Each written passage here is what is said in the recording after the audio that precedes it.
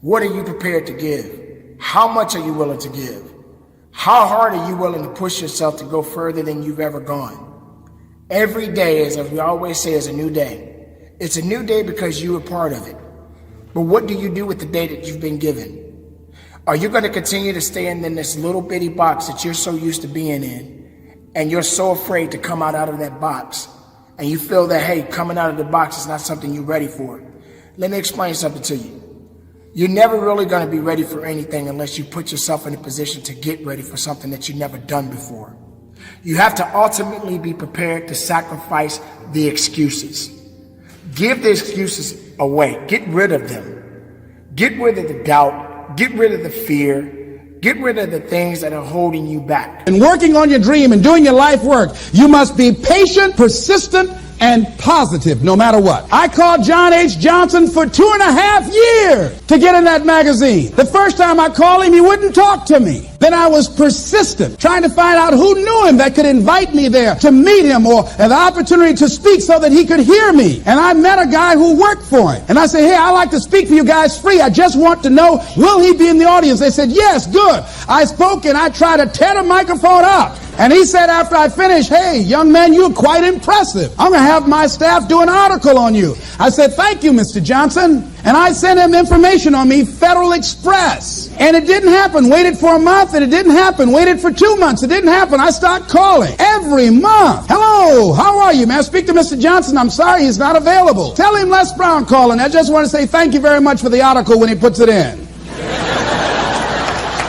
I kept on doing it, kept on calling, sending new articles, sending new information on me, kept on upgrading the information on me, sending him thank you letters. Thank you, Mr. Johnson. I was always positive. I could have gotten negative saying, where did you lie to me? Why you going to tell me you were going to put me in the magazine and you didn't do it? I could have got an attitude. Be positive no matter what. Because when you are negative, ladies and gentlemen, you're sending out negative energy and you're blocking your good. So don't send out any negative energy. Don't take it personal. I didn't care what he thought of me or the staff, that I was a nuisance to them. They get paid to deal with people like me. I wanted to be in that magazine. They got a subscription of 1.7 million people. Ask me, do I care what they think about me? Any sensible, reasonable, intelligent person knows if somebody doesn't call you back after 2.5 years, they don't want to talk to you. Ask me, do I care about that? Results don't lie. I'm in the magazine. Hello, hello, hello. See, a lot of people have an idea or a dream and they give up on it. No, don't do that. Work your dream until it get hot. Most things don't happen as soon as we think they should happen. The messenger of misery might drop in on you and say hello. Murphy's Law might come by and thump you on the head.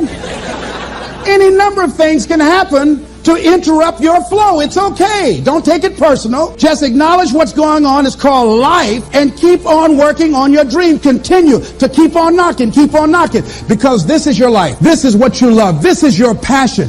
Look at your life right now. If you want to keep on getting what you're getting, keep on doing what you're doing. You've got to be willing to change your ways. Your life is working. If you don't like what you have produced, you're a director, you are the star, you wrote this script, you produced this, whatever it is. If it's a hit, you produced it. If it's a flop, you produced it. Take ownership of it and decide to go back to the drawing board and rewrite the script that you are the star of. You have the power to do that. On this day, you can declare that I'm going to change. As you look back on your life, you can decide that I don't like what I produced here and I want higher ground. I want to begin to experience more love. I want to have more adventure in my life. I want something that gives my life a sense of meaning.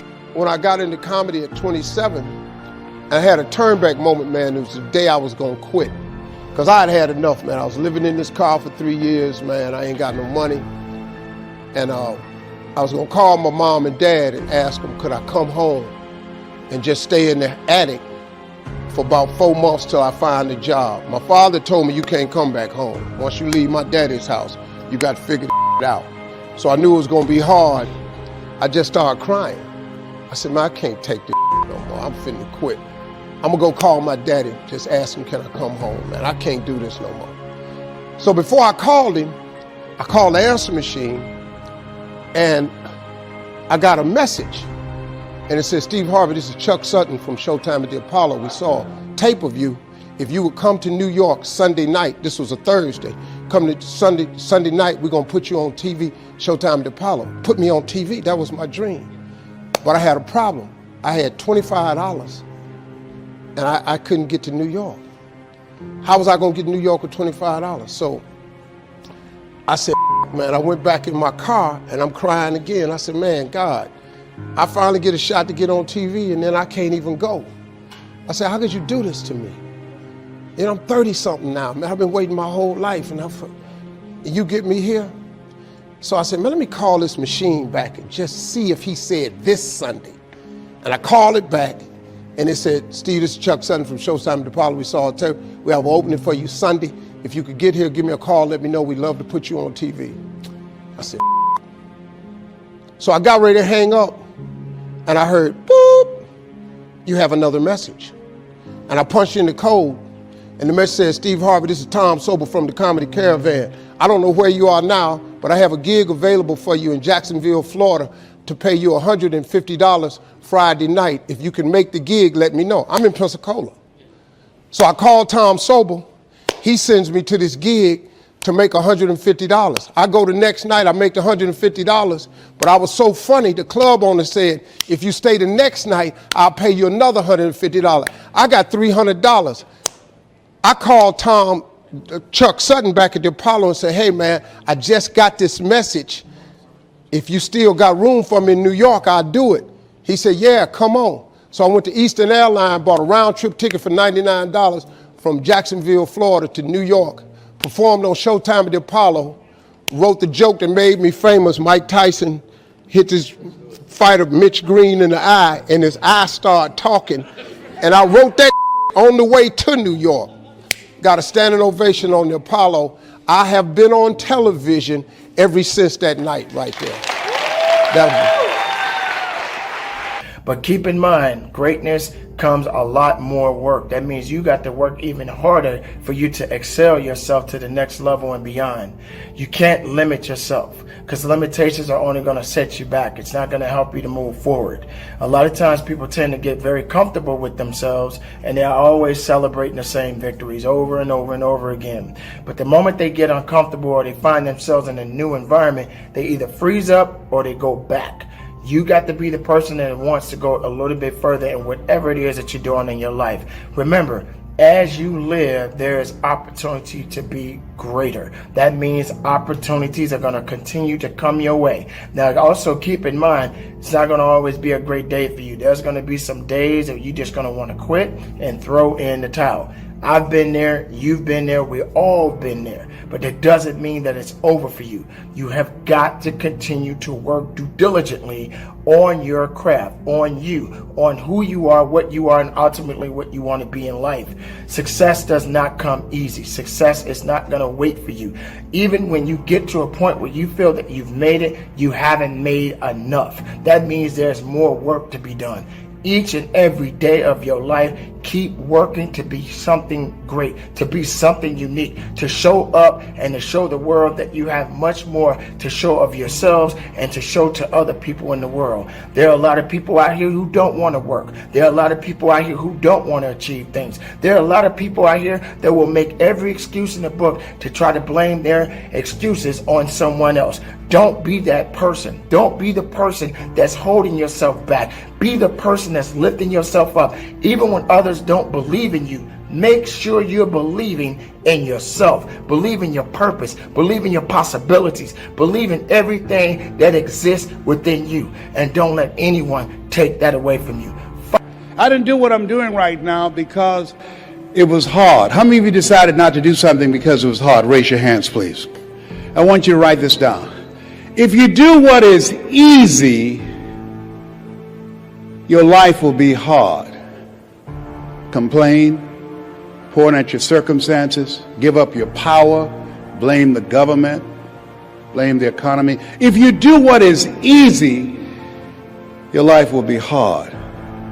But if you do what is hard, your life will be easy. It's hard to make a radical change in your behavior. It's hard to take ownership. It's hard to swallow the bitter pill that wherever you find yourself, at some point in time, you made an appointment to be there. as hard. As hard. If you do what is easy, your life will be hard. But if you do what is hard, your life will be easy. I don't know what your goals are. I don't know what you want to do with your life.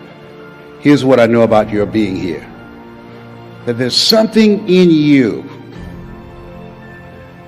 that waits and listens to the voice of the genuine in yourself.